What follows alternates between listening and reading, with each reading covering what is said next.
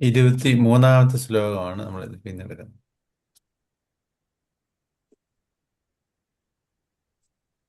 നൈനം ചിന്തന്തി ശസ്ത്രാണി നൈനം ദഹതി പാവക ന ചൈനം ക്ലേദയന്ത്യാപ ന ശോഷയതി മാരുത. ആത്മാവിനെ ആയുധങ്ങൾ മുറിക്കുന്നില്ല, അഗ്നി ദഹിപ്പിക്കുന്നില്ല, ജലം നനയ്ക്കുന്നില്ല, വായു ഉണക്കുന്നുമില്ല. ഈ പരമാത്മ ചൈതന്യത്തിന് ഒരു ഇൻഡിക്കേഷൻസ് തരിക, അതിനെ ഡിഫൈൻ ചെയ്യാൻ പറ്റുന്നതല്ല. പക്ഷെ അതിൻ്റെ നമുക്ക് അതിനെക്കുറിച്ചുള്ള ഒരു ഐഡിയ തരുവാണ് ഈ ശ്ലോകത്തിൽ. അറിഞ്ഞ വസ്തുവുമായി ബന്ധപ്പെടുത്തിയായിരിക്കും അറിയാത്ത ഒന്നിനെ വിവരിക്കുക. ആ വിവരണം അറിയാത്ത വസ്തുവിൻ്റെ നിർവചനമാവില്ലെങ്കിലും അതുവഴി ആ വസ്തുവിനെക്കുറിച്ച് ഏതാണ്ടൊരു ബോധം നമുക്ക് ലഭിക്കും. ജ്ഞാത വസ്തുവുമായി ബന്ധപ്പെടുത്താതെ, ജ്ഞാത വസ്തു വെച്ചാൽ അറിയുന്ന വസ്തുവുമായി ബന്ധപ്പെടുത്താതെ അറിയാത്ത വസ്തുവിനെ, അജ്ഞാത വസ്തുവിനെ നിർവചിച്ചിട്ട് പ്രയോജനമില്ല. കാരണം അജ്ഞാത വസ്തു അജ്ഞാതമായി തന്നെ ഇരിക്കും. അനശ്വരനായ ആത്മാവിനെ വിവരിക്കാൻ ഈ രീതിയാണ് ഗീതാചാര്യൻ അവലംബിച്ചിരിക്കുന്നത്. മാറിക്കൊണ്ടും നശിച്ചുകൊണ്ടും ഇരിക്കുന്ന ഭൗതിക വസ്തുക്കളെക്കുറിച്ചേ നമുക്ക് അറിവുള്ളൂ. മാരകായുധങ്ങളേറ്റ് ആളുകൾക്കും വസ്തുക്കൾക്കും നാശം സംഭവിക്കുന്നത് നാം കാണുന്നുണ്ട്. കൂടാതെ തീ കത്തിയും വെള്ളത്തിൽ മുങ്ങിയും കാറ്റിൽ ഉണങ്ങിയും നാശം സംഭവിക്കുന്നത് കാണാം. ഭൗതിക വസ്തുക്കളെ നശിപ്പിക്കാൻ കഴിവുള്ള പറയപ്പെട്ട ശക്തികൾക്കൊന്നിനും ആത്മാവിനെ നശിപ്പിക്കാനാവില്ല. ഇപ്പൊ നമുക്ക് ഗ്രഹിക്കാൻ പറ്റുന്ന എങ്ങനെ, ഈ മനുഷ്യരെല്ലാവർക്കും രൂപവും ഗുണങ്ങളും ഒക്കെ ഉള്ളതിനെ നമുക്ക് ഗ്രഹിക്കാൻ പറ്റത്തുള്ളൂ. നമ്മുടെ മനസ്സിന് ഗ്രഹിക്കാൻ പറ്റുന്ന വസ്തുക്കളെല്ലാം രൂപവും ഭാവവും ഒക്കെ ഉണ്ടായിരിക്കണം. അല്ലെങ്കിൽ നമുക്ക് അറിയപ്പെടാത്ത ഒരു വസ്തുവിനെ കുറിച്ച് നമുക്ക് ചിന്തിക്കാൻ പറ്റൂ. നമ്മൾ ലഡു എന്ന് പറയുമ്പോൾ നമുക്ക് ലഡുവിൻ്റെ രൂപവും ഇതൊക്കെ നമുക്ക് നമ്മുടെ ഉള്ളിലോട്ട് വരും. അതുപോലെ ഏത് വസ്തുവാകട്ടെ, ഒരു കുട എന്ന് പറയുമ്പോൾ നമുക്ക് ആ കുടയുടെ രൂപവും അതിൻ്റെ ഇതെല്ലാം നമ്മുടെ മനസ്സിലോട്ട് വരും. ഇതൊക്കെ ഇപ്പം നമുക്കറിയാവുന്ന എല്ലാ ഫോണ് അതിനെക്കുറിച്ച് നമുക്കറിയാം. അതിൻ്റെ എല്ലാം നമുക്ക് ആ പേര് പറഞ്ഞാൽ മതി, നമുക്ക് അതിൻ്റെ ആ രൂപവും എല്ലാം ഗുണങ്ങളും എല്ലാം നമ്മുടെ മനസ്സിൽ വരും. നമ്മൾ ഒരു അറിയപ്പെടാത്ത ഒരു വേർഡ് പറയുക, നിങ്ങൾക്കറിയാമോ ഒരു വസ്തുവിനെ ഒരു പേര് പറയുക, ഫോറിനിലൊക്കെ ഉള്ളത് നമുക്ക് കേട്ടിട്ടേ ഇല്ല. അതെങ്ങനെയാ അപ്പം കണ്ടിട്ടും കേട്ടിട്ടും ഇല്ലാത്ത ഒരു അനുഭവത്തിലൊന്നും അതായത് വസ്തുവിനെ നമ്മൾ എങ്ങനെ അറിയും? അപ്പോൾ അത് ഇതുപോലെ ഇരിക്കും, അത് മറ്റേൻ്റെ കൂട്ടിരിക്കും. അതുകൊണ്ട് പണ്ടൊരു ആനയെ കണ്ടിട്ടില്ലാത്തവരെ, ഈ കുരുടന്മാര് ആന കണ്ടപ്പോൾ ആന ഇങ്ങനെ ഇരിക്കും. ഇപ്പൊ നിങ്ങൾ ആന പോയി തൊട്ട് നോക്കുക, അപ്പോൾ ഓരോരുത്തരും പോയി തൊട്ട് നോക്കുന്നതിനനുസരിച്ച് അവർ ആന തൂണ് പോലിരിക്കും, ചെവി തൊട്ടുന്നവർ ആന മുറം പോലെ. ഇങ്ങനെ നമ്മൾ ഓരോന്നിനും നമുക്ക് ഇന്ദ്രിയങ്ങൾ സ്പർശനത്തിൽ കൂടെ, നമ്മൾ 5 ഇന്ദ്രിയങ്ങളുണ്ട്, 5 ഇന്ദ്രിയങ്ങളിൽ കൂടാണ് നമ്മൾ ഇതെല്ലാം ഈ രൂപവും ഭാവവും ഗുണവും എല്ലാം നമ്മൾ അറിയുന്നത്. അതിൽ കൂടാണ് ഒരു വസ്തുവിനെ തിരിച്ചറിയുന്നത്. ഇതൊന്നുമില്ലാത്ത ഒരു വസ്തുവിനെ എങ്ങനെ തിരിച്ചറിയും? അതാ പരമാത്മ ചൈതന്യം. അപ്പം നമ്മുടെ ബുദ്ധിക്കും വികാരത്തിനും ഒന്നും അറിയാൻ വയ്യാത്ത ഒരു സംഗതിയെക്കുറിച്ച് നമ്മൾ പറഞ്ഞ് മനസ്സിലാക്കണം. എന്തുവാ? അറിയുന്നതുമായിട്ട് കമ്പയർ ചെയ്തുകൊണ്ട് അത് എക്സാക്ട് കമ്പാരിസൺ ആകത്തില്ല. പക്ഷെ നമ്മളൊക്കെ ഒരു ഐഡിയ തരിക. അപ്പൊ നമ്മൾ ഭൗതിക വസ്തുക്കളൊക്കെ നശിക്കുന്നതൊക്കെ കാണുന്നുണ്ട്. അത് ഈ കാരണം കൊണ്ടൊക്കെയാ, തീ കൊണ്ടോ മഴ കൊണ്ടോ കാറ്റ് കൊണ്ടോ ഇതൊക്കെ ഇതുകൊണ്ടൊന്നും നശിക്കുന്നതല്ല ഈ പരമാത്മ ചൈതന്യം. അതിന്റെ ഗുണഗണങ്ങളാ പറയുന്നത്. ഗുണം വെച്ചാൽ ഇതുകൊണ്ടൊന്നും അത് നശിക്കത്തില്ല. അപ്പൊ അതിനെ ഡിഫൈൻ ചെയ്യാൻ പറ്റുമോ? ഡിഫൈൻ ചെയ്യാനും പറ്റത്തില്ല.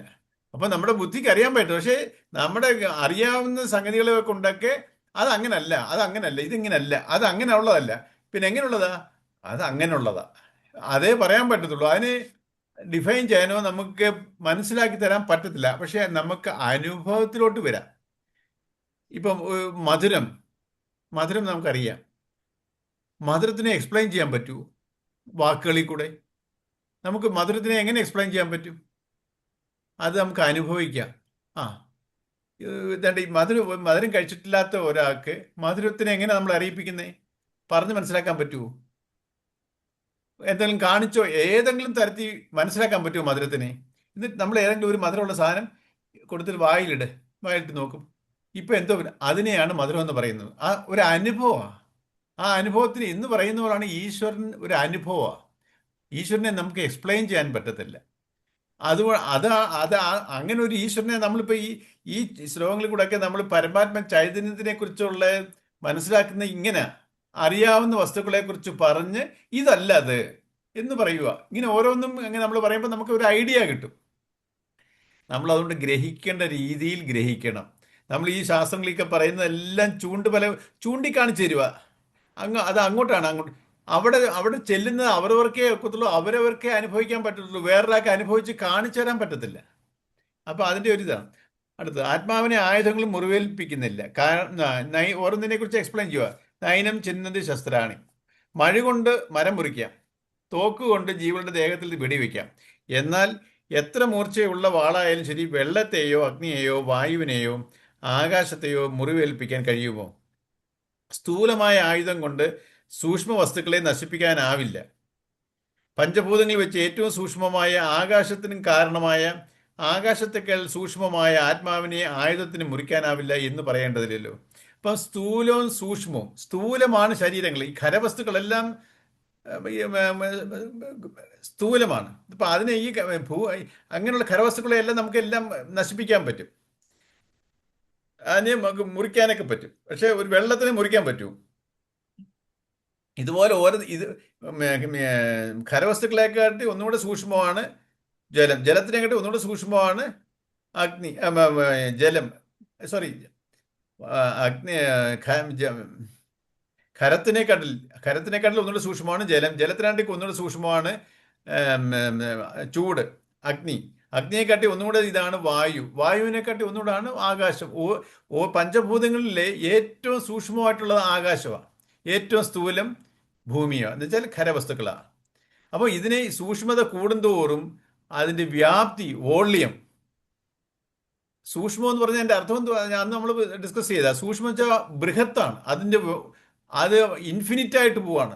സ്പേസ്, എയർ ഒരു പരിധി വരെ എയർ ഉണ്ട്. സ്പേസോ അതിനും ഇൻഫിനിറ്റ്, അതിങ്ങനെ കിടക്കുകയാണ്. ആകാശത്തിനെ ഉൾക്കൊള്ളുന്നതാണ് ഈ പരമാത്മ ചൈതന്യം. ആകാശം ഇതിൽ പഞ്ചഭൂതങ്ങളെല്ലാം വന്നിരിക്കുന്നത് ഇതിന്റെ കോംപ്ലിമെന്ററി എഫക്റ്റാണ്. പരമാത്മ ചൈതന്യത്തിൽ നിന്നുള്ളത് വന്നിരിക്കുക. അപ്പം അതിലും സൂക്ഷ്മമാണ് പരമാത്മ ചൈതന്യം. ആകാശത്തിനെ നമുക്ക് എങ്ങനെ സ്പേസ്, അതൊരു ഇൻഫിനിറ്റാ. അതിനൊരു ബൗണ്ടറി പോലും നമുക്ക് അത് അങ്ങനെ കിടക്കുകയാണ്. അതിനെ ഉൾക്കൊള്ളുന്നതാണ് ഈ പരമാത്മ ചൈതന്യമെങ്കിൽ അതിനെ അത്രത്തോളം ബൃഹത്താണ്. അതുകൊണ്ടാണ് അതിനെ ബ്രഹ്മം, ബൃഹത്തായതാണ് ബ്രഹ്മം.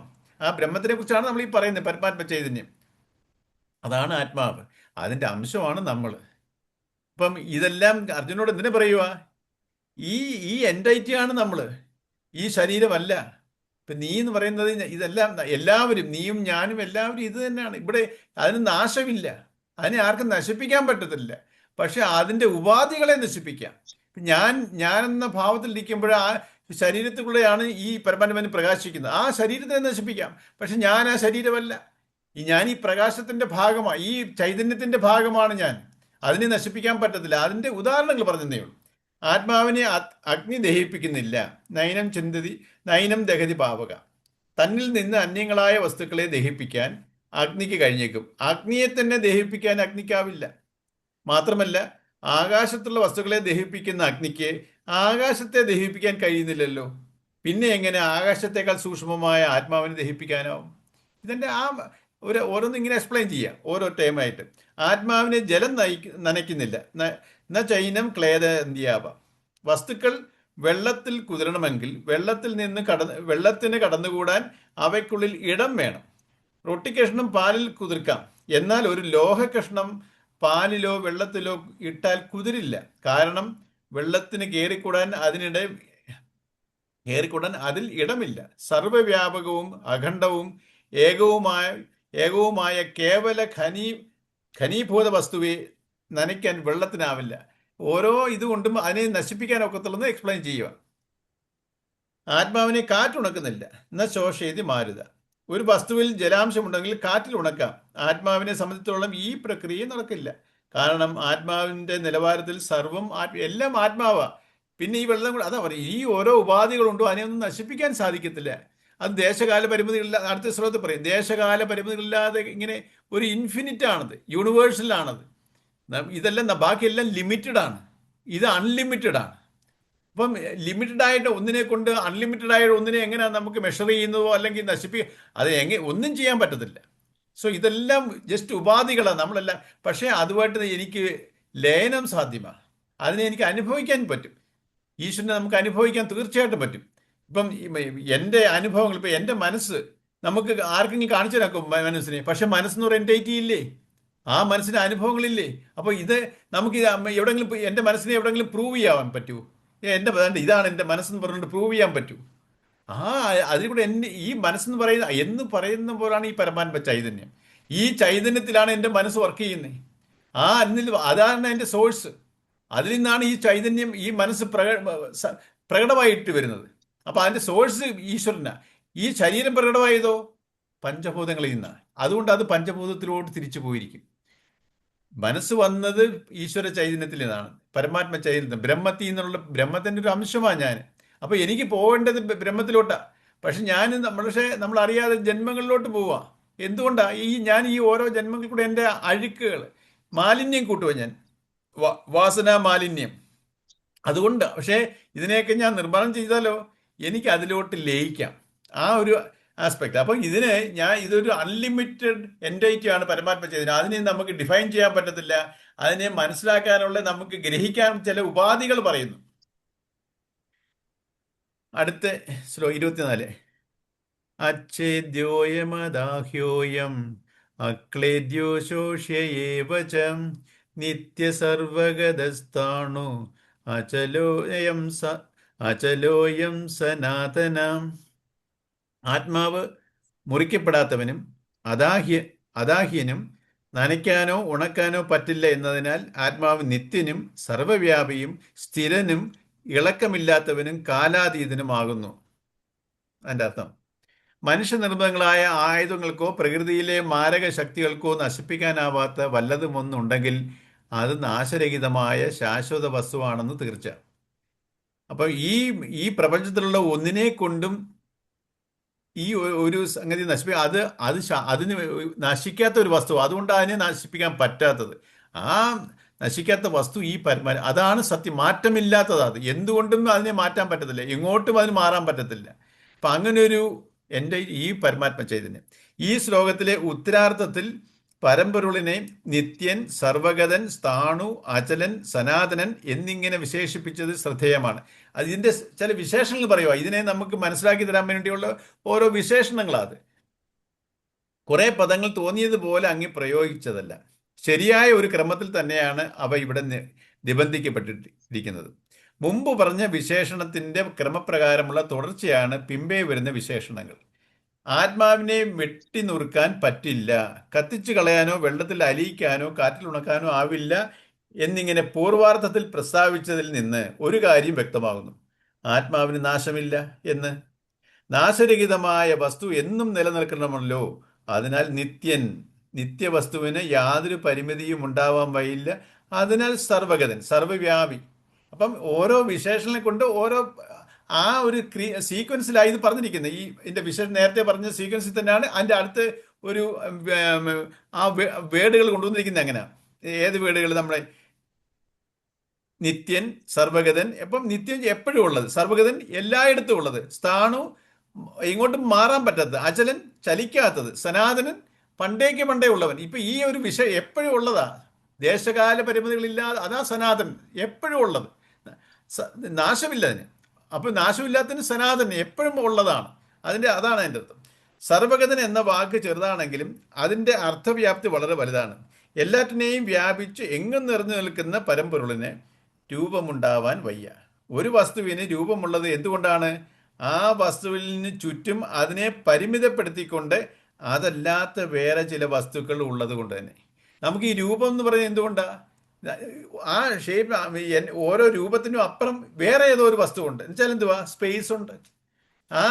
ഇതൊക്കെ മൊത്തം വ്യാപിച്ച് കിടക്കുമല്ലോ. അപ്പം ഓരോന്നിനും ഓരോ ലിമിറ്റ് ഉണ്ട്, ഒരു ബൗണ്ടറി ഉണ്ട്.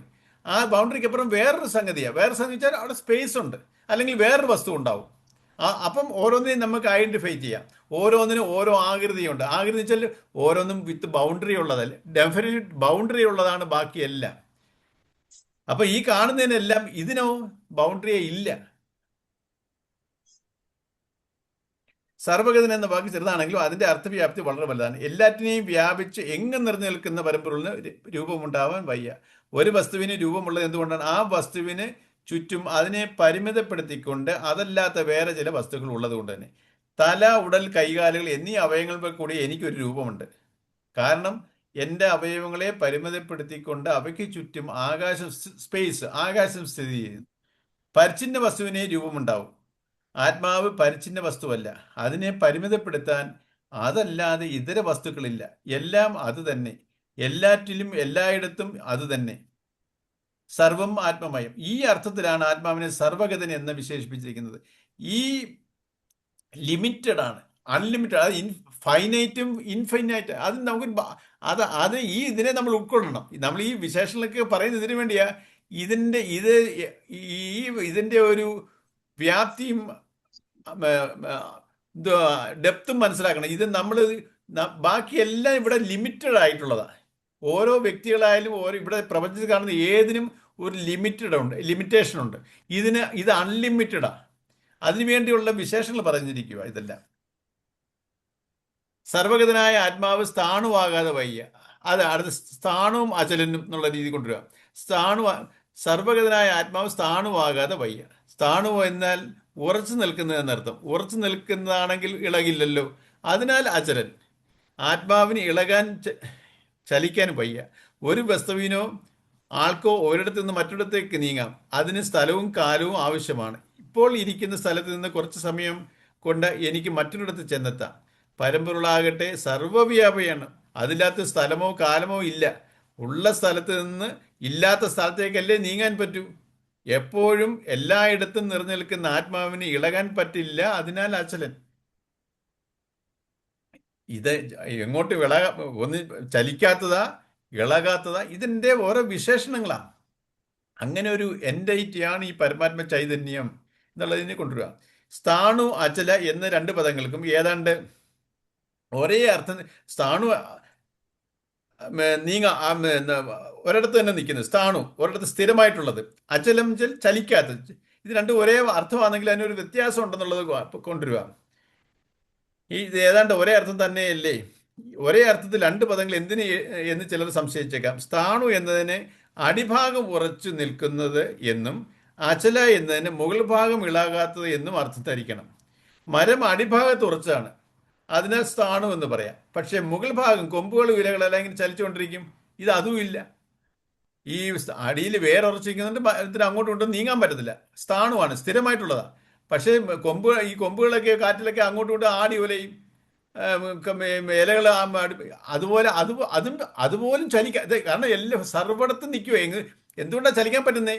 അതില്ലാത്ത വേറെ സ്ഥലം ഉണ്ടായതുകൊണ്ടാണ്. എനിക്ക് ഒരു ചേർന്ന് എല്ലാവരും തിങ്ങി നിറഞ്ഞിരിക്കുക. അങ്ങോട്ടും ഇങ്ങോട്ടും നീങ്ങല. സ്റ്റാമ്പേഡ് ഉണ്ടാവുന്ന എങ്ങനെയാ? അങ്ങോട്ടും ഇങ്ങോട്ടും നീങ്ങാൻ പറ്റത്തില്ല, സ്പേസ് ഇല്ല ഇത് എന്ന് പറയുന്നത്. എനിക്ക് അങ്ങോട്ട് സ്ഥലം ഉണ്ടെങ്കിലല്ലേ എനിക്ക് നീങ്ങാൻ പറ്റത്തുള്ളൂ. ഇത് എല്ലായിടത്തും അത് നിറഞ്ഞു നിൽക്കുക, പിന്നെ എങ്ങോട്ടും നീങ്ങാൻ സ്പേസ് ഇല്ല അവിടെ. അപ്പം അതുകൊണ്ടാണ് ഇതിന് ഈ ഒരു പരമാത്മ ചൈതന്യത്തിന്റെ ഒരു ഗ്രാഹ്യം നമുക്കുണ്ടാവണം. ഈ ബ്രഹ്മത്തിന്റെ ഒരു ഐഡിയ നമ്മളെല്ലാവരും കൺസീവ് ചെയ്യണം. അതിനുവേണ്ടി ഈ ശ്ലോകങ്ങളെല്ലാം അതിന്റെ വിശേഷണങ്ങളായി പറയുന്നില്ല. ഇതിന്റെ ഒരു അംശമാണ് ഞാൻ. പക്ഷേ ഞാൻ അന്ന് ചോദിച്ചില്ലയോ, നമ്മൾ തന്നെ, ഞാനൊരു ജീവാത്മാവാണ്. എന്നിൽ ജീവാത്മാവ് കൊണ്ട് പരമാത്മാവ് കൊണ്ട്. കാരണം പരമാത്മ ചൈതന്യത്തിന്റെ ഒരു അംശം എൻ്റെ വാസനയിൽ പ്രതിഫലിച്ചപ്പോഴാണ് ഞാനെന്ന ജീവാത്മാവ് പ്രകടമായത്. ഏതിലൂടെ പ്രകടമായി? എൻ്റെ മനസ്സിൽ കൂടെയും ശരീരത്തിൽ കൂടെയും പ്രകടമായി. എവിടെ പ്രതിഫലിച്ചപ്പോഴാ? എൻ്റെ വാസനയിൽ. ഈ ജീവാത്മാവിന് എവിടെയാണ് ഈ ഈശ്വരൻ ആദ്യം? ചിത്തം. അതെന്നുവെച്ചാൽ എൻ്റെ കാരണ ശരീരമാണ്. ഈ കാരണ ശരീരത്തിലോട്ട് പ്രതിഫലിക്കുമ്പോൾ ആ കാരണ ശരീരം എങ്ങനെയാ പ്രകടമാവുന്നേ? ഈ മനസ്സിൽ കൂടെയും സ്ഥൂല ശരീരത്തിൽ കൂടെ. അല്ലെങ്കിൽ അത് ജഡമാണ്. ഒരു പ്രകടനം അതിങ്ങനെ ശവം പോലെ കിടക്കും. അപ്പോൾ ഇത് കണക്റ്റ് ആകുമ്പോൾ പ്രകടമാകുന്നു. ഇപ്പം ഞാൻ അന്ന് പറഞ്ഞു ജീവാത്മാവാണ് നമ്മൾ. പക്ഷേ ഈ ജീവാത്മാ ഈ എന്നിൽ കൂടെ ഈ പരമാത്മ ചൈതന്യം എല്ലാത്തിലും കടന്നു പോവുക. അവിടെ അതിൻ്റെ സ്പേസിൽ അപ്പം ഞാൻ ഈ എൻ്റെ ഉള്ളിൽ പരമാത്മ ചൈതന്യവും ഉണ്ട്, ജീവാത്മാവും ഉണ്ട്. ഇപ്പം ഞാൻ ചോദിച്ചില്ലേ, ജീവാത്മാവ് ഓടുമ്പോൾ പരമാത്മ ചൈതന്യം എൻ്റെ കൂടെ ഓടുമെന്ന് ഞാൻ ചോദിച്ചില്ലയോ? പരമാത്മ ഇതിന് ഓടാൻ എങ്ങോട്ട്, പരമാത്മ ഇങ്ങനെ കണ്ടിന്യൂസ് ആയിട്ട് കിടക്കുക. ഈ പരമാത്മാവിലാണ് ഞാൻ ഓടിക്കൊണ്ടിരിക്കുന്നത്. പരമാത്മാവ് ചെയ്ത് എന്നെ കൂടെ ഓടാൻ പറ്റത്തില്ല. ഞാൻ അന്ന് പറഞ്ഞതിൻ്റെ ഒരു ഒരു സംഗതി അതാ. ഈ പരമാത്മ ചെയ്ത് എന്നിലുണ്ട്, എൻ്റെ ഉള്ളിൽ കൂടെ വെളിയിൽ കൂടെ ഇങ്ങനെ ഇങ്ങനെ സ്പ്രെഡ് ചെയ്ത് കിടക്കുക. അപ്പോൾ എന്നിൽ ഉള്ളിൽ പരമാത്മ ചെയ്തുണ്ടെന്ന് എനിക്ക് പറയാം, കാരണം എന്നിൽ കൂടെയും കടന്നു പോകുന്നു.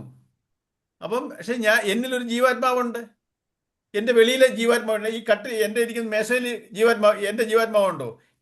എൻ്റെ ഉള്ളിൽ എൻ്റെ ജീവാത്മാവാണ്. ഈ ജീവാത്മാവ് ഇവിടെ തന്നെ ലിമിറ്റഡ് ആണ്, ഇതിന് വെളിയിലോട്ടില്ല.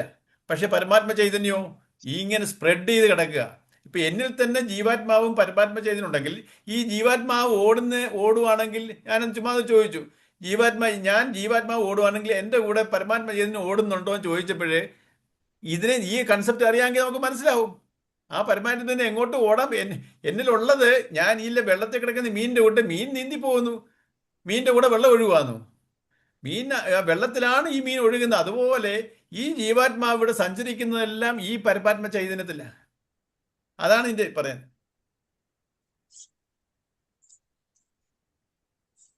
അതിനാൽ ചിലൊന്നും മരത്തിന് യോജിക്കില്ല. മരം അടിഭാഗം കുറച്ചാണ്, അതിനാൽ സ്ഥാണു എന്ന് പറയാം. പക്ഷെ മുകൾ ഭാഗം കൊമ്പുകളും ഇലകളും ഒക്കെ ഇളകിക്കൊണ്ടിരിക്കുമല്ലോ, അതിനാൽ അചല എന്നതാണ് വിശേഷം. അചല എന്ന വിശേഷണം അതിന് മരത്തിന് യോജിക്കത്തില്ല. അടിയും മുടിയും ഇളകാത്തതാണ് പരമ്പരയുള്ള എന്നതിനാൽ സ്ഥാണു എന്നും അചല എന്നും അതിനെ വിശേഷിപ്പിച്ച് യുക്തം തന്നെ. അതാ നമുക്ക് തോന്നുന്നു രണ്ടും ഒരേ വേർഡ്. പക്ഷേ ഈ അചലം എന്ന് വെച്ചിട്ടുണ്ടെങ്കിൽ അതിന്റെ മേൽഭാഗം ഇളകാൻ ചാൻസ് ഉണ്ട്. പക്ഷേ അടിയിലും ഇളകുന്നില്ല, മേളിലും ഇളകുന്ന ഒരു ചലനവും ഇല്ലാതെ, അത് എങ്ങോട്ടും ചലിക്കാൻ ഒരു സ്പേസ്. ഇതെല്ലാം കണ്ടിന്യൂസ് ആയിട്ടിരിക്കുകയാണ്. അതിപ്പോ എവിടെ എങ്ങോട്ട് മാറാനാ? സനാതന എന്നതിന് കാലാകാലമായി നിലനിൽക്കുന്നത് പണ്ടേ ഉള്ളത് എന്നർത്ഥം. സനാതനം, അതാ ഞാൻ നേരത്തെ നമ്മൾ പറയുമ്പോൾ ദേശകാല പരിമിതികളില്ല. ദേശവും അതിനൊരു പ്രശ്നമില്ല, കാലവും. കാലമാണ് നമ്മൾ കാലം 4 യുഗങ്ങളായിട്ട് തിരിച്ചിരിക്കുക. സത്യയുഗം, ത്രേതായുഗം, ദ്വാപരയുഗം, കലിയുഗം, പിന്നെയും തുടങ്ങും സത്യയുഗം. അപ്പൊ ഇതിലിങ്ങനെ ഒരു എല്ലാം സൈക്ലിക്കാണ് ഇവിടെ. ഇതിപ്പം ഇത് 4 യുഗങ്ങളാണ്, ചതുർയുഗങ്ങൾ. ഇപ്പൊ നടന്നുകൊണ്ടിരിക്കുന്ന 22ാമത്തെ ചതുർയുഗമാണ്. ത്രേതായുഗം കഴിഞ്ഞ് സത്യയുഗം, ത്രേതായുഗം, ദ്വാപരയുഗം, കലിയുഗം, പിന്നെയും സത്യയുഗം തുടങ്ങുന്നു. ഇതൊരു 4 യുഗങ്ങൾ, ഒരു ചതുർയുഗം, ഒരു ചതുർയുഗമായി. ഇങ്ങനെ 22ാമത്തെ ആണെന്നാണ് ഇതിനകത്ത് എഴുതിയിരിക്കുന്നത് ഗ്രന്ഥങ്ങളിൽ. അപ്പൊ ഇതിലെല്ലാം സ്പ്രെഡ് ചെയ്ത് നടക്കുന്ന ഒരു എൻറ്റൈറ്റിയാണ് ഈ പരമാത്മ ചൈതന്യം. അപ്പൊ അതിനെ നമ്മുടെ ബുദ്ധിയിൽ അറിയാൻ പറ്റത്തില്ല, കാരണം ബുദ്ധിയെയും പ്രകാശിപ്പിക്കുന്നതാണ്. അന്ന് ഒരു എക്സാമ്പിൾ പറഞ്ഞ പോലെ, ഈ ടോർച്ച്, നമ്മൾ ബാറ്ററി ഇട്ട് ടോർച്ച് ലൈറ്റ് വരുന്നു. ആ ലൈറ്റിനൊരു മോഹം, അതിന്റെ സോഴ്സിനെ കാണാൻ എൻ്റെ സോഴ്സ് ഞാൻ എവിടുന്നാ വരുന്നതെന്ന് ആ ലൈറ്റിന് ഐഡന്റിഫൈ ചെയ്യാൻ പറ്റുമോ? അതിന് മറ്റതിനെ കാണാം, പക്ഷെ അതിന്റെ സോഴ്സിനെ കാണാൻ അതിന് പറ്റത്തില്ല. എന്ന് പറഞ്ഞ പോലെ നമ്മുടെ ബുദ്ധിക്ക് നമുക്ക് മറ്റുള്ളതിനെ അറിയാം, ഇവിടെ ഉള്ളതിനെയൊക്കെ അറിയാം, പക്ഷെ ഈ ഈശ്വരനെ അറിയാൻ ബുദ്ധിയിൽ അറിയാൻ പറ്റത്തില്ല. അനുഭവത്തിലോട്ട് എനിക്ക് അതുമായിട്ട് ലയിക്കാം. അതാണ് വേറെ എക്സാമ്പിൾ പറയും. ഉപ്പുവാവയ്ക്ക് രാമകൃഷ്ണ പരമഹംസർ പറഞ്ഞ ഒരു ഉദാഹരണമാണിത്. ഒരു ഉപ്പുവാവയ്ക്ക് ഒരു മോഹം, കടലിന്റെ ആഴം അളക്കാൻ. താഴോട്ട് ഇറങ്ങി ചെല്ലുമ്പോൾ ആ ആഴം അളക്കാൻ അതിന് പറ്റുമോ? അതിനുള്ളിൽ അതുമായിട്ട് അത് ലയിച്ചിരിക്കും. എന്ന് പറഞ്ഞ പോലെയാണ് നമ്മൾ ഈശ്വരനെ തേടി നമ്മൾ ഈശ്വരനിലോട്ട് പോകുമ്പോൾ നമുക്ക് അതുമായിട്ട് ലയിക്കാം. അതാണ് മോക്ഷാവസ്ഥ. അടുത്ത ശ്ലോകമാണ്. ഇതിനെക്കുറിച്ച് ആർക്കെങ്കിലും എന്തെങ്കിലുമൊക്കെ സംസാരിക്കണമെങ്കിൽ സംസാരിക്കാം. 10 മിനിറ്റ് ഉണ്ട്.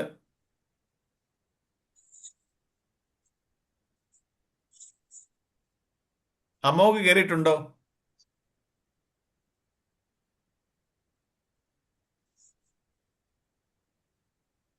ഉണ്ട് സാർ, ഉണ്ട്.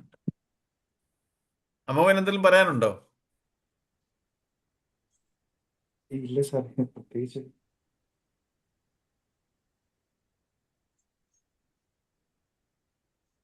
മോഹനൻ സാറിനോ?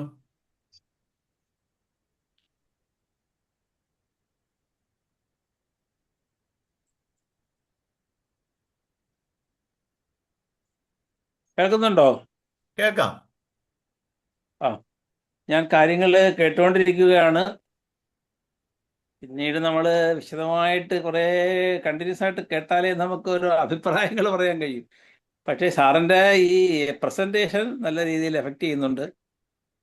വളരെ സ്ലോ ആയതിന് എനിക്ക് സന്തോഷമുണ്ട്. നല്ല വേഡിങ്സ് ക്ലിയർ ആയി. എനിക്ക് എല്ലാ ദിവസവും കയറാൻ പറ്റാത്തതിൽ ദുഃഖമുണ്ട്. കാരണം എനിക്ക് ചില ചെറിയ പരിപാടികളൊക്കെ ഉള്ളതുകൊണ്ട് എൻഗേജ്ഡ് ആവും ചിലപ്പോഴൊക്കെ. ഇന്ന് ഞാൻ നേരത്തെ മൊബൈൽ സെറ്റ് ചെയ്തു, അതുകൊണ്ടാണ് കയറാൻ കഴിഞ്ഞത്. Continue, you can continue, we will hear. ശരി ശരി, ഓക്കെ. ജോസിനോ?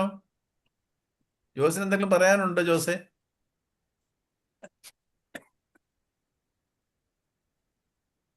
കേൾക്കാമോ?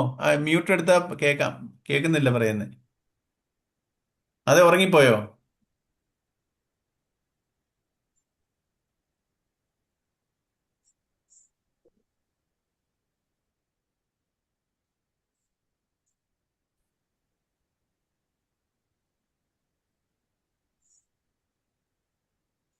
ലത കുഞ്ഞമ്മയ്ക്ക് എന്തോ തോന്നുന്നു? ആയി പോകുന്നുണ്ട്. ഇന്നലെ ഇത് ഞാൻ ക്ലിയർ ചെയ്തല്ലോ, ചില ശിശു മരണത്തിന്റെ ഇത് ക്ലിയർ ചെയ്തു. പിന്നെ ഇതില് ഭഗവാന് അർജുനന് ആത്മതത്വം ഉപദേശിക്കുന്നു എന്നുണ്ടല്ലോ. ആ, അപ്പോ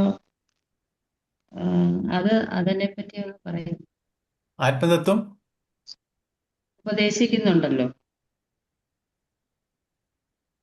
ഭഗവാൻ അർജുനന്. അതെ അതെ. അതുകൊണ്ട് അതൊന്ന് എക്സ്പ്ലെയിൻ ചെയ്യൂ.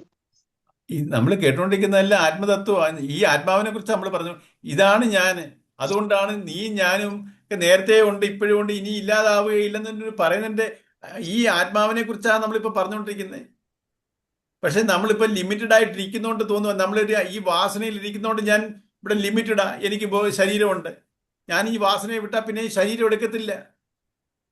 ഞാൻ ഈ നമ്മൾ ഈ പറഞ്ഞുകൊണ്ടിരിക്കുന്നത് ഈ എന്തോ ബൃഹത്തിലോട് ഞാനും അതിൽ ലയിക്കും. നമുക്ക് ഈശ്വരനെ രണ്ട് വിധത്തിൽ കാണാം. ഈ ഗീതയില് കുറെ വേറൊരു ഭാഗത്ത് വരും അത്. നമുക്ക് ഈശ്വരനെ രൂപത്തിലും ആരാധിക്കാം, തത്വമായിട്ടും ആരാധിക്കാം. എന്നുവെച്ചാൽ അതിനെ ഉൾക്കൊള്ളാം. ഈശ്വരനോട് നമ്മൾ പ്രാർത്ഥിച്ച് എനിക്ക് ഇത് സഹായിച്ചു തരണേ, ഇത് സഹായിച്ചു തരണേ എന്ന് അങ്ങനെ ഒരു ഈശ്വരനല്ല, അങ്ങനെ ഒരു ഈശ്വരൻ ഇല്ല. നമ്മൾ തെറ്റിദ്ധരിച്ച് ഇതെല്ലാം ചെയ്യുക. ഈശ്വരനെ നമ്മൾ ഈ അവതാരം അവതരിച്ചിട്ടുണ്ട്. അപ്പം ഈശ്വരനെ നമ്മൾ അവതരിച്ച രൂപത്തിന്റെ നമ്മൾ ശാസ്ത്രങ്ങളിൽ പറഞ്ഞ എനിക്ക് രൂപത്തിലും എനിക്ക് ആരാധിക്കാം, തത്വമായിട്ടും ആരാധിക്കാം. അങ്ങനെ രണ്ട് വിധത്തിൽ ഈ ഭക്തരുണ്ട് ഇവിടെ. രൂപത്തിനെ ധ്യാനിക്കുന്ന ആരാധിക്കുന്ന ഭക്തരുമുണ്ട്, തത്വമായി ഗ്രഹിക്കുന്നവരുമുണ്ട് ഈശ്വരനെ. അപ്പൊ അർജുനൻ ചോദിക്കും, ഈ ഭഗവാനെ അങ്ങേക്ക് ആരെയാണ് കൂടുതൽ പ്രിയമെന്ന് ചോദിക്കും. അതിന് ഈ കൃഷ്ണൻ ജനിക്കുന്ന സമയത്ത് കൃഷ്ണൻ സ്വന്തം അച്ഛനും അമ്മയോടും പറയുന്നുണ്ടോ, ഞാൻ നിങ്ങളുടെ മകനായിട്ട് ജനിച്ചുവെങ്കിലും അവതരിച്ചുവെങ്കിലും നിങ്ങൾ എന്നെ തത്വത്തിൽ ഗ്രഹിക്കണമെന്ന് പറയുന്നുണ്ട്. തത്വമാണ് ഈ ഈശ്വരൻ എന്ന് പറഞ്ഞ ഒരു പ്രിൻസിപ്പിളാ. അതിന്റെ പേഴ്സോണിഫിക്കേഷൻ, അതാണ് അവതരിക്കുകയാണ്, അവതാരത്തിലോട്ട് വരിക. അതാ ധർമ്മ സംസ്ഥാപനത്തിനായിട്ട് അവതാരങ്ങൾ വരികയാണ് മനുഷ്യരൂപത്തിലോട്ട്.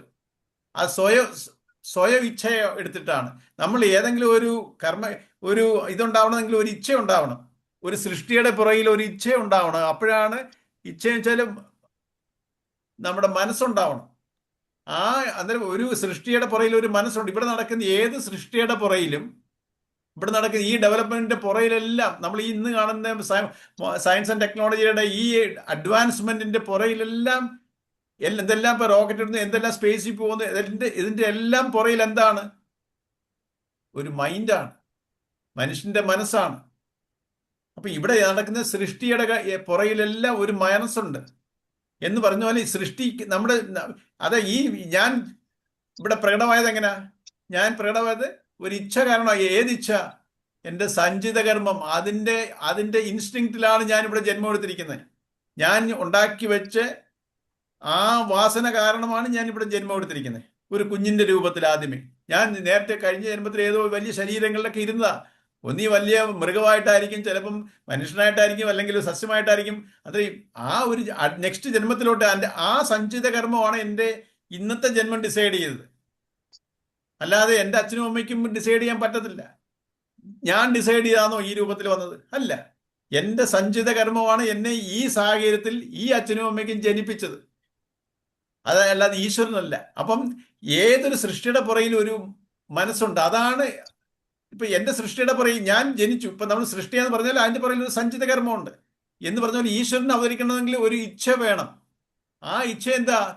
ധർമ്മ സംസ്ഥാപനം, സ്വയം ഇച്ഛ ഉണ്ടാവുക. അല്ലാതെ ഇത് നമ്മുടെ മനുഷ്യനുണ്ടാവുന്ന ഇച്ഛ പോലല്ലത്. അപ്പം ആ അവതരിച്ച ആ അവതാരങ്ങള് അതൊരു പ്രിൻസിപ്പിളാണ്. ഈശ്വരൻ എന്ന് പറയുന്ന തത്വം, ആ തത്വമാണ് പെർസോണിഫൈ ചെയ്തേക്കുന്നത്. അപ്പൊ ഈശ്വരൻ എന്ന് പറഞ്ഞപ്പോ നമ്മളല്ല, ഈശ്വരൻ എന്ന് പറയുമ്പോൾ ഈശ്വരൻ എന്ന് പറയുന്ന ഒരു തത്വമാണ്. ഈ തത്വത്തിനെ എങ്ങനെ ഗ്രഹിക്കും? അപ്പൊ ഞാൻ ചോദിച്ചു വന്നതല്ല. അർജുനൻ ചോദിക്കും, കൃഷ്ണ, അർജുനെ അങ്ങേ രൂപത്തിൽ ആരാധിക്കുന്നവരോടാണോ തത്വമായി ഗ്രഹിക്കുന്നവരോടാണോ അങ്ങേക്ക് കൂടുതൽ പ്രിയം, ആരെയാണ് കൂടുതൽ ഇഷ്ടം ചോദിക്കും. അപ്പൊ കൃഷ്ണൻ പറയും, എന്നെ രൂപത്തിൽ ആരാധിക്കുന്നവരെയാണ് കൂടുതൽ പ്രിയം എന്ന് പറയും. കൃഷ്ണനെ പരമാത്മ ചൈതന്യത്തിനെ രൂപത്തിൽ ആ വിശ്വരൂപം ഒക്കെ കാണിച്ചു കൊടുത്തിട്ടാ. അപ്പം രൂപത്തിൽ ആരാധിക്കുന്നവരാണ് എനിക്ക് കൂടുതൽ പ്രിയം. അപ്പോ അർജുൻ ഡൗട്ട് വരും, അങ്ങേ ഒരു തത്വമാന്ന് പറയും, തത്വത്തിൽ ഗ്രഹിക്കാൻ പറയുന്നു, അപ്പൊ അവരെ പ്രിയമല്ലേ, ആ തത്വമായി ഗ്രഹിക്കുന്നവരെ പ്രിയമല്ലേ എന്ന് ചോദിക്കും. അപ്പം കൃഷ്ണന്റെ മറുപടി, എന്നെ തത്വത്തിൽ ഗ്രഹിക്കുന്നവരെ ഞാനും അവരും ഒന്നായിത്തീരുന്നു. ഞാനും ഒന്നായിത്തീരുന്നു. ഒന്നായിത്തീരുമ്പോ അവിടെ പ്രിയമില്ല, അവിടെ രണ്ടില്ല, അദ്വൈതമാണ്. ഞാൻ ഈശ്വരൻ ലയിക്കുകയാണ്, തത്വത്തിൽ ആ തത്വമായിട്ട് ഞാൻ അലൈനാകുകയാണ്. രൂപത്തിൽ കണ്ടാലോ അത് അത് മാറി നിൽക്കുകയാണ്, ദ്വൈതത്തിലാണ്. അപ്പം പക്ഷെ അവരെയും ഇഷ്ടമാണ്, പക്ഷെ എനിക്ക് ഈശ്വരൻ ലയിക്കാൻ പറ്റത്തില്ല. അപ്പൊ ഈശ്വരന് പ്രിയമാണ്, പക്ഷേ ഞാനും ഈശ്വരനും ഒന്നാകും. ആ ഒരു അവസ്ഥയാണ് മോക്ഷാവസ്ഥ. നമ്മള് ഭക്തി ആയി കഴിഞ്ഞാൽ ആ ഭക്തി കൂടെ എനിക്ക് ഏത് മാർഗം, ഭക്തിമാർഗം, നമ്മൾ പല 4 മാർഗങ്ങളുണ്ട്. ജ്ഞാനമാർഗം, ജ്ഞാനയോഗം, കർമ്മയോഗം, ഭക്തിയോഗം, ഹഠയോഗം. ഈ ഒരു കുളത്തിന്റെ 4 പടവുകൾ പോലെ ഈ 4 ഏത് മാർഗത്തിൽ കൂടെയും എനിക്ക് ഈശ്വരനിലെത്താം. പക്ഷേ ഏത് മാർഗത്തിൽ കൂടെ വന്നാലും ഭക്തിയോഗമായാലും ജ്ഞാനയോഗമായാലും കർമ്മയോഗമായാലും ഹഠയോഗമായാലും ജ്ഞാനം, ധ്യാനം, ലയനം, ഈ ജ്ഞാനയോഗ ആ മാർഗത്തിൽ കൂടെ വന്നാലും ജ്ഞാനം എല്ലാം ജ്ഞാനം അറ്റൈൻ ചെയ്താലേ ജ്ഞാനം, ധ്യാനം, ലയനം, മുക്തി, മോക്ഷം. അപ്പം കാരണം ഞാൻ ഈ തത്വത്തിനെ ഗ്രഹിച്ചാലേ എനിക്ക് മോക്ഷാവസ്ഥ കിട്ടത്തുള്ളൂ. അപ്പൊ നമ്മൾ ഭക്തി യോഗത്തിൽ കൂടെ എനിക്ക് ജ്ഞാനം കിട്ടി, ജ്ഞാനത്തിൽ കൂടെ ഞാൻ ലയനത്തിലോട്ട് പോകണം. അതിന്റെ മാർഗമാണ് ധ്യാനമാർഗം. ധ്യാനമാർഗത്തിൽ കൂടെ എനിക്ക് ധ്യാനം എന്ന് വെച്ചാൽ എന്തോ അതാ ഞാൻ പറഞ്ഞിട്ട്, നിരന്തര ചിന്തനം വേണമെന്ന് ഞാൻ പറഞ്ഞിട്ടില്ലേ. നമ്മൾ ഈ പഠിച്ച കാര്യങ്ങളെല്ലാം നിരന്തരം നമ്മൾ അതിനെക്കൊണ്ട് മനനം ചെയ്യണം. ഇതിനുള്ള ഒരു പീരീഡ് നമ്മുടെ ജീവിതത്തിലുണ്ട്. 50-60 വയസ്സ് കഴിഞ്ഞവരുടെയൊക്കെ മെയിൻ, നമ്മളിപ്പോ ജീവിതത്തിൽ നിന്ന് വേറൊരു ഫേസിലോട്ട് വന്നേ പറ്റൂ. നമ്മുടെ ഗൃഹസ്ഥാശ്രമം നമ്മൾ ആരും മാറുന്നില്ല. ഞാൻ പറഞ്ഞത് 50-55-60 വയസ്സ് കഴിഞ്ഞവരുടെ കാര്യം പറയുക. നമ്മൾ ഈ ഗൃഹസ്ഥാശ്രമത്തിൽ തന്നെ അറ്റാച്ച്ഡ് ആയിട്ടിരിക്കുക. പക്ഷെ ഇതിന് പരിശീലനം വേണം. അതാണ് വാനപ്രസ്ഥം. ഈ പരിശീലനമാണ് മനനം. അല്ലാതെ ഞാൻ കുറെ സാധനങ്ങൾ അനുഷ്ഠിക്കുന്നു, കുറെ ശരീരം കൊണ്ട് പലതും കാട്ടിക്കൂട്ടുന്നു, അതല്ല. എൻ്റെ മനസ്സിന്റെ ഭാവമാണ്. ഭാവം എങ്ങനെ ഉണ്ടാവും? ഞാൻ നിരന്തരം അതിനെക്കുറിച്ച് ധ്യാനിക്കണം. ഈ മനനമാണ് ധ്യാനമായിട്ട് മാറുന്നത്. നമ്മൾ ഇതിനു വേണ്ടി നമ്മൾ സമയം കണ്ടെത്തണം. നമ്മൾ അതിന് പറഞ്ഞ വൈരാഗ്യം, വിവേകം, വൈരാഗ്യം എന്ന് വെച്ചാൽ ഡിസ്പാഷൻ. വിവേകം എന്ന് വെച്ചാൽ എന്താ? നമ്മൾ സത്യത്തിനെയും അസത്യത്തിനെയും വെച്ചാൽ നിത്യമേത് അനിത്യമേത്, സത്യമേത് അസത്യം വെച്ചാൽ, മിഥ്യേത് എന്നുവെച്ചാൽ ഈ സത്യമായിട്ടുള്ളതിലോട്ടാണ് ഞാൻ പോകേണ്ടത്. ഞാൻ സത്യത്തിന്റെ ഒരു പാർട്ടാ. ഞാനിങ്ങനെ മാറിക്കൊണ്ടിരിക്കുക. ഇപ്പം എന്നിൽ മാറ്റങ്ങൾ സംഭവിക്കുന്നുണ്ട്. ഇപ്പം ഞാൻ മാറുന്ന വസ്തുവായിട്ടിരിക്കുക. ജീവാത്മാവ് മാറ്റമുള്ളതാ. എന്തുകൊണ്ട് മാറുന്നു? വാസന കാരണം. വാസന ഇല്ലെങ്കിലോ എനിക്ക് മാറ്റമില്ലാത്ത ഒരു ആത്മാവ്. ഞാൻ ആത്മാവാണിപ്പോ, പക്ഷെ ഞാൻ മാറിക്കൊണ്ടിരിക്കുന്ന ആത്മാവാ. നമ്മളിപ്പോ പറഞ്ഞുകൊണ്ടിരിക്കുന്ന ആത്മാവിന് എന്തുവാ മാറ്റമുണ്ടോ? അതിന് ഇളക്കമില്ല, അതിന് ചലനമില്ല, അത് എപ്പോഴും ഉള്ളതാണ്. ഈ അവസ്ഥയിലോട്ട് ഞാൻ മാറണം. ഈ ജീവാത്മാവായ ഞാൻ, വാസനയിലിരിക്കുന്ന ഞാൻ, ഇപ്പൊ മാറിക്കൊണ്ടിരിക്കുന്ന ഞാനാ. ഓരോ ജന്മം വിട്ട് അടുത്തടുത്ത ജന്മങ്ങൾ പോയിക്കൊണ്ടിരിക്കുക. ഏത് കാരണം? വാസന കാരണം. എന്റെ കർമ്മഫലം കാരണം. ഞാൻ കർമ്മഫലത്തിനെ കൂട്ടിക്കൊണ്ടിരിക്കുക. ഞാൻ കർമ്മഫലം കൂട്ടുന്തോറും ഞാൻ ജന്മങ്ങളിൽ കൂടെ ഞാൻ ഇങ്ങനെ പൊയ്ക്കൊണ്ടിരിക്കുക. ഈശ്വരിൽ നിന്ന് അകന്നകന്ന് പൊയ്ക്കൊണ്ടിരിക്കുക. നമ്മൾ എവിടെങ്കിലും ഒരു യാത്ര പോകുമ്പോൾ, ഇപ്പൊ യൂഷ്വലായിട്ട് എങ്ങനെയാകുമ്പോൾ നമ്മളിപ്പോൾ ഓരോ തീർത്ഥാടനത്തിന് പോകുന്നു. വീട്ടിൽ നിന്ന് ഇറങ്ങിയില്ലാരും തീർത്ഥാടനത്തിന് പോകും. പലയിടത്ത് പോയി അങ്ങനെ പൊയ്ക്കൊണ്ടിരിക്കുവാണോ? നമ്മൾ നമ്മളെ വീട്ടിലെത്തത്തില്ലേ എന്ന് പറയുന്ന പോലെ ഞാൻ ഇറങ്ങി തിരിച്ചത് ഈ ഈശ്വരനാണെങ്കിൽ എനിക്ക് എത്തിച്ചേരേണ്ടതും ആ ഈശ്വരനാണ്. പക്ഷെ നമ്മൾ അതിനെക്കുറിച്ച് ചിന്തിക്കുന്നത് പോലും ഇല്ല. നമ്മുടെ ജീവിത ലക്ഷ്യം അതാണ്. പക്ഷെ നമ്മൾക്ക് ഇപ്പൊ ജീവിത ലക്ഷ്യം അതാന്ന്, നമ്മൾക്ക് മോക്ഷം കിട്ടണമെന്ന് പറഞ്ഞാണോ നമ്മൾ ജീവിക്കുന്നത്? നമുക്ക് ഇങ്ങനെയൊക്കെ പോയി ഇങ്ങനെയൊക്കെ അങ്ങ് പോകണം, എങ്ങനെയെങ്കിലും ഇത് പോകണം. അല്ലാതെ നമുക്ക് ആ ലക്ഷ്യം അറിയാതെ യാത്ര ചെയ്യുന്നവരപ്പം നമ്മുടെ ഈ ലക്ഷ്യത്തിനെ തിരിച്ചറിയണം. അതിനായി ഗ്രന്ഥങ്ങൾ പഠിക്കുകയും അതിനെ മനനം ചെയ്യണം. ചുമ്മാ നമ്മൾ കാണാതെ പഠിച്ചിട്ട് കാര്യമില്ല. ഞാൻ അതിനെക്കുറിച്ച് നിരന്തരം ചിന്തിക്കണം. ഈ പറയുന്നതിനെ കുറിച്ചെല്ലാം ഞാൻ നിരന്തരം ചിന്തിക്കണം. നമ്മൾ വേണ്ടാത്തതൊക്കെ ചിന്തിച്ചു കൂട്ടുന്നേ. അതിനൊരു കഥ ഞാൻ നേരത്തെ പറഞ്ഞായിരുന്നു. നമ്മളെല്ലാവരും ചിന്തിക്കുന്നുണ്ട്. ഒരു കഥ പറഞ്ഞു. ഒരിടത്ത് സ്വാമി പറഞ്ഞ ഒരു കഥയാ. ഒരു വീട്ടിലെ ഒരു പശുമാടക്കനെയൊക്കെ വളർത്തുന്ന, പശുവും കാളയൊക്കെ ഉള്ള ഒരു വീടാ. അവിടുത്തെ ഒരു കൊച്ചുകുട്ടി ഇങ്ങനെ ആലോചിച്ചുകൊണ്ടിരിക്കുക, ഈ കാളയുടെ ഈ കൊമ്പിന്റെ ഇടയിൽ കൂടെ തലയിട്ടാൽ എങ്ങനെ ഇരിക്കും. അപ്പം ഇങ്ങനെ കുറച്ച് നാളുണ്ട് അതിനെക്കുറിച്ചൊക്കെ ആലോചിക്കുക. അതിങ്ങനെ കാളയുടെ കൊമ്പിന്റെ ഇടയ്ക്ക് തല കൊണ്ടിടണം എന്നൊരു ആഗ്രഹം. അതിനെക്കുറിച്ച് ഇങ്ങനെ ചിന്തിച്ചുകൊണ്ടിരിക്കുക. ഒരു ദിവസം കാള കടന്ന് ഉറങ്ങിക്കൊണ്ടിരിക്കുമ്പോൾ ഇത് പെട്ടെന്ന് ഇതാ അവസരം നോക്കിക്കൊണ്ട് ഈ കൊച്ചു പതുക്കെ പോയി ആ കൊമ്പിന്റെ ഇടയ്ക്ക് ഒരു തല വെക്കും. ഇത് കണ്ട് കാള വേറണ്ട് ഒരു ഇതിനെ എടുത്തങ്ങ് എറിയും. അത് പോയി വീണ് എല്ലൊക്കെ ഒടിയും. അപ്പൊ ഈ മുത്തശ്ശൻ വന്ന് ചോദിക്കും, എന്താണ് ഈ ചിന്തിക്കാതാണോ ഇങ്ങനെ ഓരോന്ന് പ്രവർത്തിക്കുന്നേ? ആ കുട്ടി പറയും, ചിന്തിച്ചില്ലെന്ന് പറയരുത്, ഞാൻ കുറെ 3-4 ദിവസം കൊണ്ടിരുന്ന് ചിന്തിക്കുക എങ്ങനെ വേണം ഇതിന്റെ കൊമ്പിന്റെ ഇടയിൽ തലയിടണ്ടെന്നുള്ളത് എന്ന് പറയുന്ന പോലെ നമ്മള് ഈ വേണ്ടാത്ത കാര്യങ്ങളെ കുറിച്ചാണ് നമ്മൾ ചിന്തിച്ചു കൂട്ടുന്നതെല്ലാം. നമുക്ക് അതൊക്കെ തോന്നുന്നത് ഭയങ്കര സീരിയസ് ആയിട്ടുള്ള കാര്യങ്ങളെന്നാ. പക്ഷെ ഇതൊക്കെ വളരെ എല്ലാം മാറ്റമുള്ളതും ഇതൊന്ന് നിരർത്ഥകമായിട്ട് നമ്മുടെ ജീവിതം തന്നെ നമ്മളെ എന്തോ വലിയ സംഭവമാണെന്നുള്ള രീതിയിൽ എടുക്കുക. നമുക്ക് എങ്ങോട്ടാ പോകണ്ടേന്ന് പോലും ലക്ഷ്യം തിരിച്ചറിയാതെ നമ്മൾ യാത്ര ചെയ്തുകൊണ്ടിരിക്കുക. ഇല്ല, നായ ഓടുന്ന പോലെ. നായ ഓടിക്കൊണ്ടിരിക്കുമ്പോൾ പോയി ഒരു ഡയറക്ഷനിൽ പോയി അവിടെ നിൽക്കും, അവിടുന്ന് വേറെ ഡയറക്ഷൻ അങ്ങോട്ട് ഓടും ഇങ്ങോട്ട്.